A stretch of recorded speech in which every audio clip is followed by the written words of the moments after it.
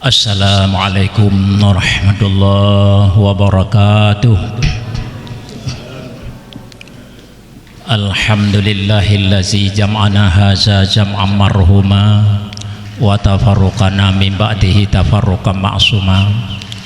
Asyhadu an la ilaha illallah wahdahu la syarikalah wa asyhadu anna Muhammadan abduhu wa rasuluh.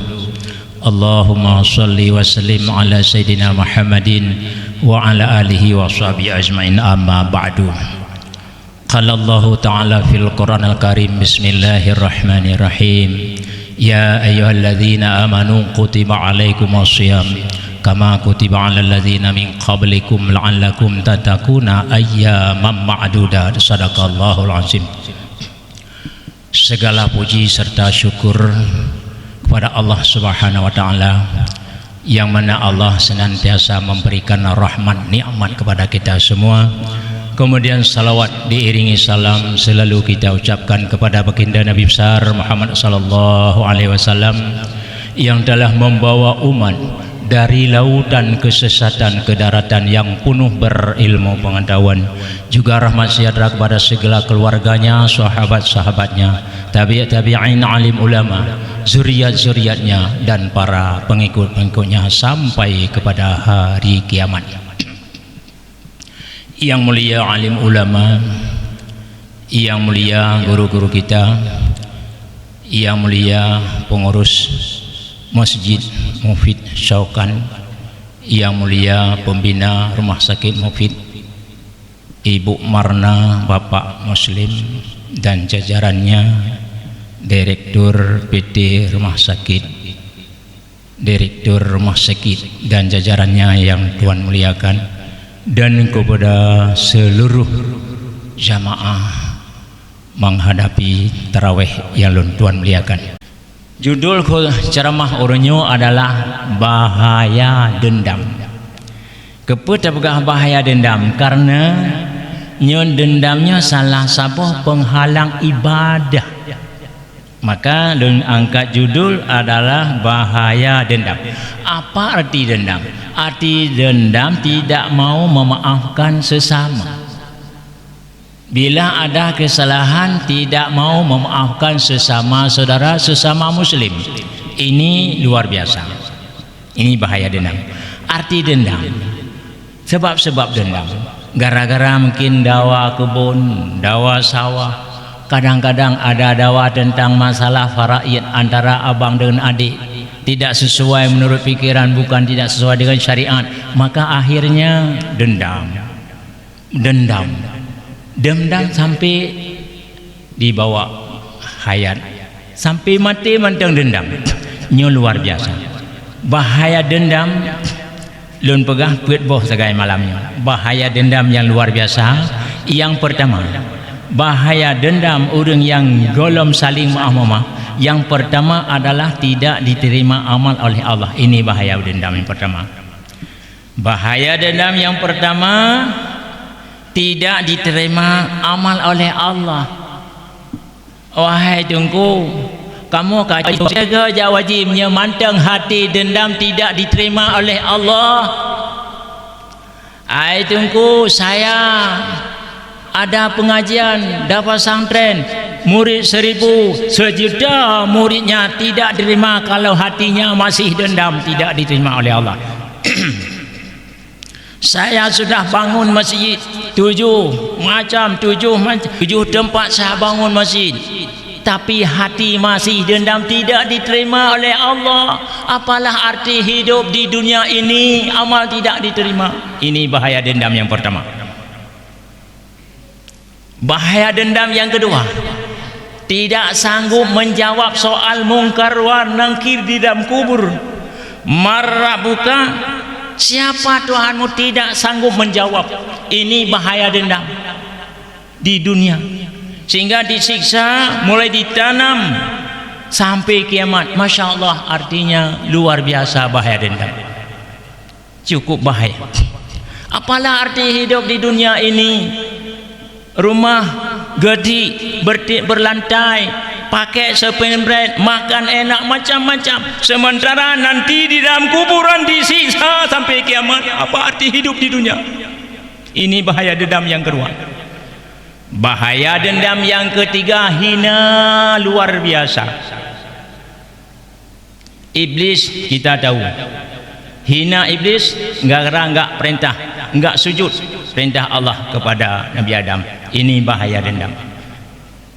Bahaya hina ada Fir'aun, dia berani mengaku aku Tuhan. Ini Fir'aun, bahaya. Dendam itu bahaya besar.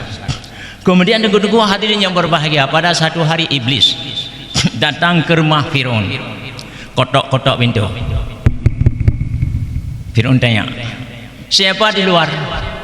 Tidak dijawab. Rupanya bila ketemu orang pandai sama pandai, akhirnya bodoh, tidak menjawab. Totok yang kedua, tanya Fir'aun, siapa di luar? Tidak menjawab. Rupanya ini tabiat iblis. Tabiat iblis, di mana saja rumah saja rumah mata masuk, dia kotok-kotok itu terus, enggak pernah beri salam. Maka hati-hati kalau ada saudara-saudara yang selalu kotok-kotok pintu, enggak kasih salam, enggak beri salam. Siapa tu? Iblis. Ya, hati-hati, jangan ngomong nanti mampus. Kotok-kotok adik kah? Tanya Fir'aun, hai siapa di luar? Baru jawab iblis, berani kau ngaku Tuhan, yang di luar enggak tahu. Belum ciptakan, saya suruh cipta satu orang manusia, yang sudah ada enggak tahu. Apa juga kamu Tuhan? Baru dia dus jila kalahlah Fir'aun. Akhirnya sudah dengar suara iblis. Tanya Fir'aun, oh kamu belis, tafadhal udkhul, please sit down. Dia bahasa Inggris Fir'aun, please sit down, silakan masuk. Ya piu dua damong dalam terus lampah belah unun Fir'aun belah wi iblis. Itayang le Fir'aun puna muafakat, puna musyawarah, awal-awal tak jak rumah long. Su'ud le iblis, hai Fir'aun, tidak ada arti hana le arti tayo tadu ta muasyarah ta muafakat tayo kam sapa sare hina coba Allah. Kun iblis hina lung kan gara-gara hana sujud ke Adam. Hina drog Fir'aun baka Tuhan lo mian berada inaka. Tapi kau begah badau ke iblis, kau begah badau Fir'aun, nala ilm yang berat hina. Sawa yaitu umat Islam masih dendam, tidak mau saling memaafkan. Itu nomor satu. Nomor dua saya, nomor tiga kamu Fir'aun. Masya Allah, luar biasa hina. Yang pertama umat Islam yang masih dendam, tidak mau maaf. Yang kedua baru iblis, ketiga luar biasa. Ini bahaya dendam yang ketiga. Bahaya dendam yang keempat, la yadkhulul jannata qati'ur rahmi. Tidak akan masuk surga orang-orang yang masih dendam, orang-orang yang tidak saling memaafkan. Mantang dendam sampai ngemati digo, la yadkhulul jannata, tidak masuk surga. Ini adalah bahaya dendam yang keempat itu. Maka hati-hati, bahaya dendam ini adalah salah satu penghalang ibadah, walau puasa, salat, haji, zakat dan sebagainya. Kalau hati masih dendam, tidak arti semuanya, gagal segala amal ibadah. Maka mari saudara-saudara kaum muslimin, bukan untuk kita, di mana saja di kampung-kampung banyak sekali dendam, tolong sampaikan supaya semua mereka cepat-cepat saling maaf. Mudah-mudahan akhirnya segala amal diterima Allah Ta'ala, sanggup menjawab soal mungkar wa nakir, tidak sampai hina kayak iblis dan Fir'aun, akhirnya masuk surga. Assalamualaikum warahmatullahi wabarakatuh. La ilaha illallah, la